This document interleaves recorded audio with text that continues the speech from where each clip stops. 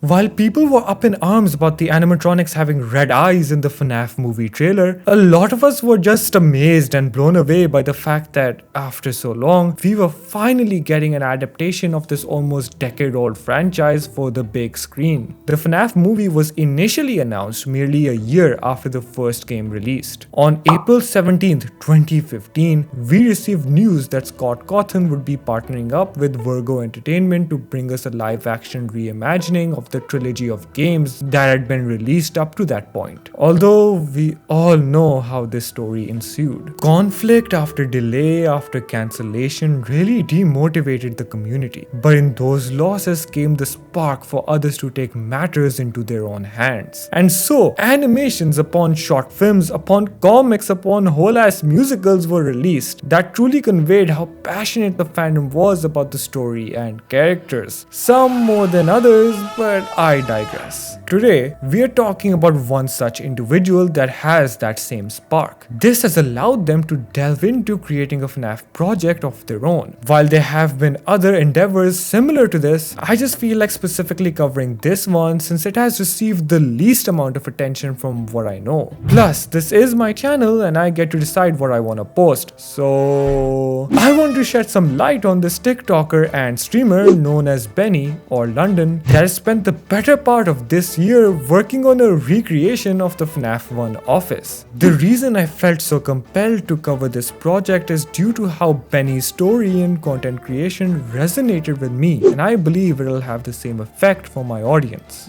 Benny is someone that grew up with an age of FNAF YouTube that a lot of us consider nostalgic now. More than that, they grew up inspired by the very people that led that age of the internet. Markiplier, Crank Gameplays, and Nate Wants to Battle are just a few of those aforementioned people. Like a lot of us, Benny soon decided to make a YouTube channel of their own, and it was clear that they had a lot of ideas that they wanted to share. We're only kids who lost our way, but if we wait long enough, we will be safe. Just sleep. However, they didn't have a platform rivaling the size of what bigger creators possess. But that never stopped them, and they continued to experiment with different forms of content. Whether that be games, vlogs, streams, or just funny TikToks like these.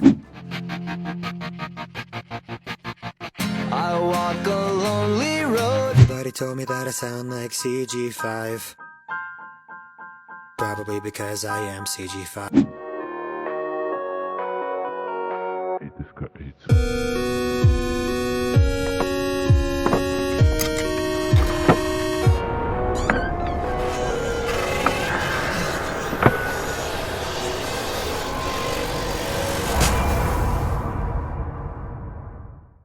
Benny kept on making whatever they felt like would be most fulfilling at that time. And now, they've not only accomplished what I mentioned prior with the FNAF office, but they're also an established creator and member of the Cloak brand, which if you didn't know is Markiplier and Jacksepticeye's clothing line. Why this documented growth struck out to me is because I just saw so much personality and raw emotion in this FNAF project that I haven't seen present in any other of its kind. I feel like we were all at one point in Benny's shoes. The current generation of content creators are all people that grew up watching the OG era of YouTube. So long ago, back in the good old days, anyone could make it on this platform. You didn't need to have a fancy gaming computer or a $1 million Squid Game set to be able to generate millions of views. Nowadays though, things are different and the competition is a lot more cutthroat.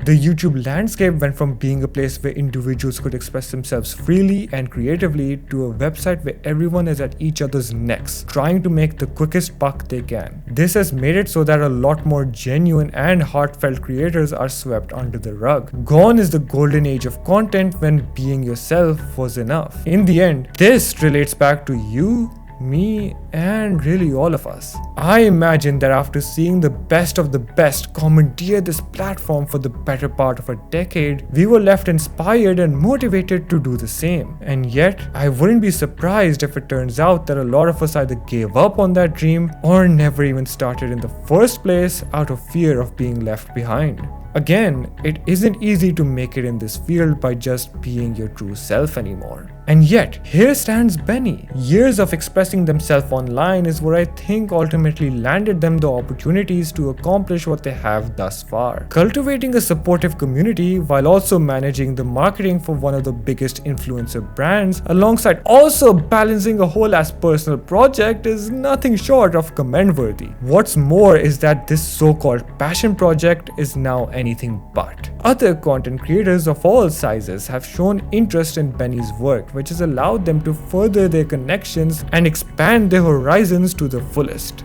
Their story is undoubtedly important as it showcases the hardships that genuine personalities have to endure today, and it pairs that with also presenting how it is possible to overcome those challenges. It's a tough climb to the top, and yet Benny is a sign that it is indeed possible. All you have to do is just start, and that can apply to any goal, not just YouTube. I bet you're probably wondering how this relates to FNAF. Well, aside from Benny being a superfan themselves, it really doesn't. Regardless, I wholeheartedly believe that this was a story worth telling. And hey, if I'm right, then you must have enjoyed yourself enough to want to subscribe. Hopefully. All in all, I'd highly recommend checking out some of Benny's stuff. Their TikToks are very entertaining and you're bound to find a goldmine there. Now, if you're interested in some other FNAF what? Why are you all looking at me like that? What happened? Is something wrong? Guys, is something wrong? I can't wait to see the stories you write.